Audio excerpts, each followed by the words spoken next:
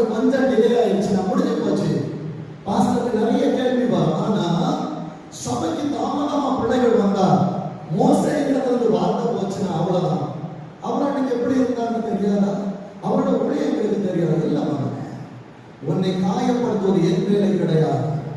கர்த்தர் உன்னை கட்ட வேண்டும் என்று சித்தம் கொண்டு விட்டார். அவர் பிசைவார், கையில் எடுத்து உடைப்பார். உடைக்கிறவங்க வலிக்கும். என்னிடத்தில் கேள்வி கேட்பதை பார்க்கலாம். ஆண்டவரே, என்னிலே என்ன குறை இருக்கிறது என்று அவரிடத்தில் கேட்பாய் என்றார். கர்த்தர் உன்னை யோசுவாவை எடுத்து தலைமையில் வைத்து பயன்படுத்துவார். தாய்ப்பாய் வைத்து எப்ரோனை உனக்கு கொடுத்து அளந்து பார்ப்பார். வேதம் சொல்கிறது பாருங்க, மோசே மலையிலிருந்து இறங்கி வர தாமதிக்கிறதை ஜனங்கள் கண்டபோது இங்க என்ன